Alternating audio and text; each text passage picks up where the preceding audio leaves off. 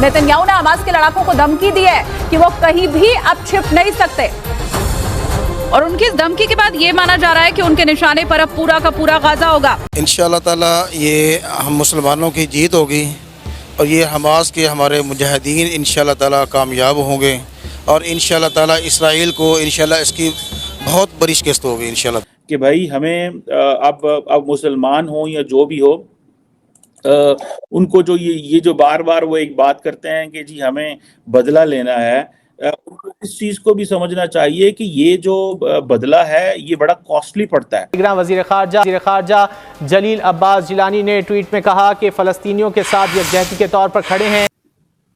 आपकी इस वक्त दुनिया में मुसलमानों की मैं एक अफसोस के साथ ये कहूंगा, मैं खुद मुसलमान हूं, मैं ऐसी बात नहीं कर रहा, second biggest religion on the planet.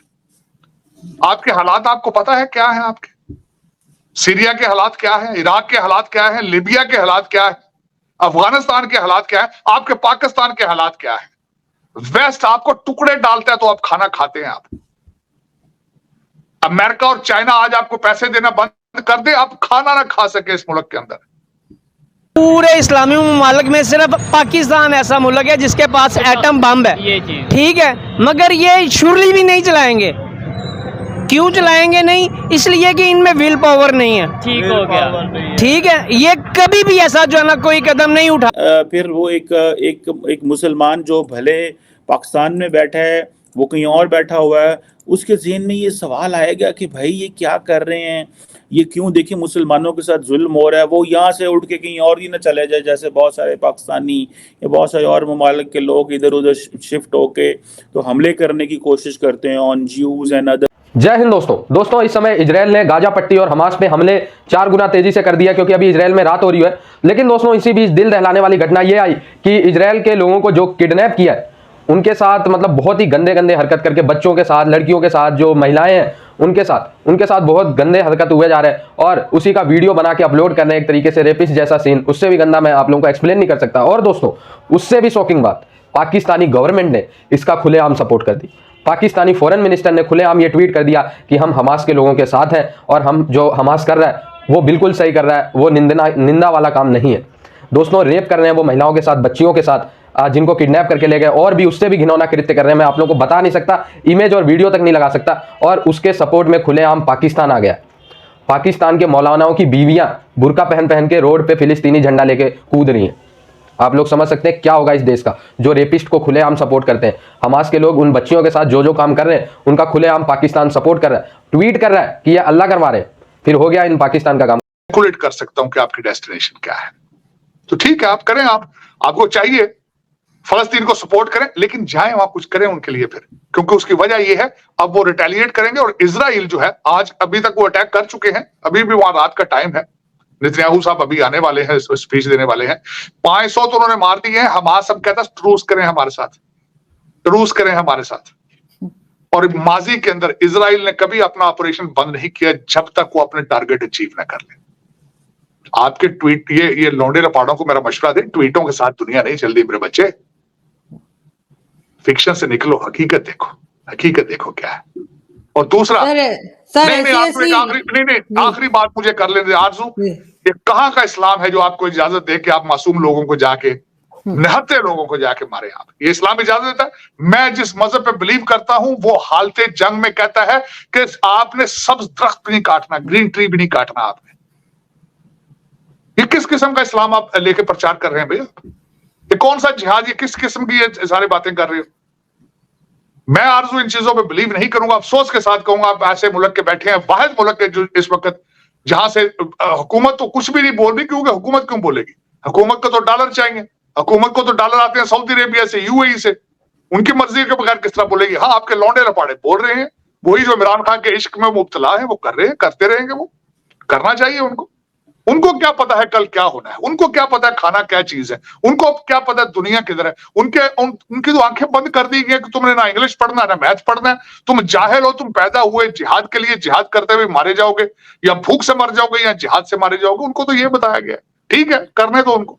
लेकिन सर ये भी तो इतना बुरा लग रहा है देखकर कि अल्लाह अकबर का नारा लगा के वो फुटेजेस भी मौजूद है। नहीं आरज़ू, इस पे एक और दुख वाली बात है, मेरी ये बात सुन लीजिएगा।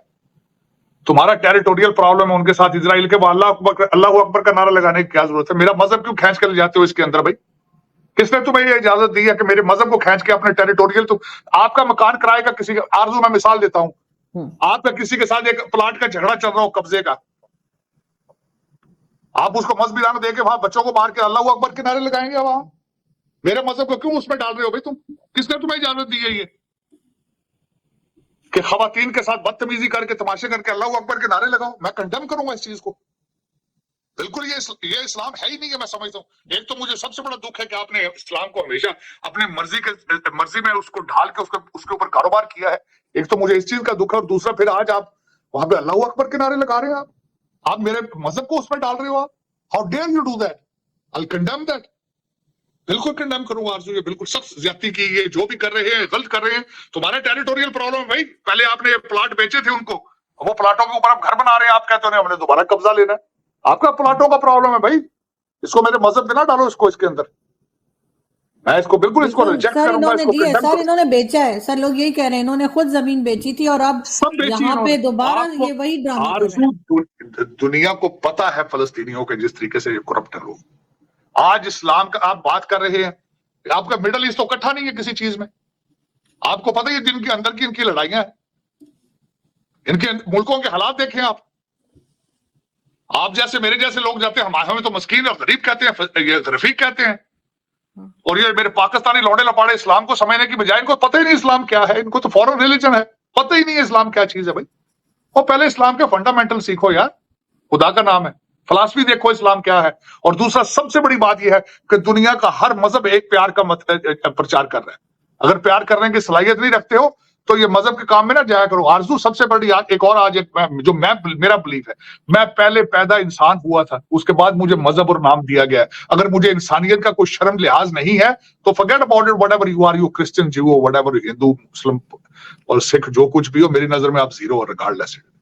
लेकिन आरजू मैं इस पे आज अपना खास कर ये मैं बताना चाह रहा था, इसमें यकीन कीजिए, मैं आज मेरी बात आप रिकॉर्ड पे ये कर लें, इसमें आज जिस तरह भी इन्होंने किया है इसमें नुकसान मुसलमानों को ही होगा। क्योंकि ये ना तैयार है, ना एजुकेशन वाइज, ना टेक्नोलॉजी वाइज, ना अकल वाइज, किसी चीज में भी तैयार नहीं है। और ये मरवाएंगे अब इसको। इनका कारोबार है भाई, हमास का तो कारोबार है। मारे इसमें कौन जाएंगे? इनोसेंट बच्चे मारे जाएंगे। ये तो टेररिस्ट ऑर्गेनाइजेशन है हमास, तो कई लोगों का कहना है। नहीं यार, तो मैं इस पे मेरा मतलब नहीं, मैं इस पे क्या आपको बताऊं, दुख है, अफसोस है, दुख है और अफसोस है, और मैं क्या इसके। मैं तो कहता हूं दुनिया के अंदर मैं जो जिस चीज पे बिलीव, मेरा आरजू के दुनिया की हर जान कीमती है, हर जान कीमती। बिल्कुल। कोई भी जो जिंदा शख्स है, क्या कह रही है जी, जिंदा जो भी कोई जिंदा शख्स है, किसी का बच्चा है, किसी का भाई, किसी का शोहर है, किसी की बीवी है, उसको मारना और फिर कहना कि उसके ऊपर नारे लगाने इस्लाम के, फिर दुख है मुझे। मैं इस तरह नहीं होना चाहिए। ये दुनिया का कोई मजहब इस वक्त जो है दुनिया का, मैं समझता हूं कि if your religion is preaching this hatred and barbarianism, you need to change your religion.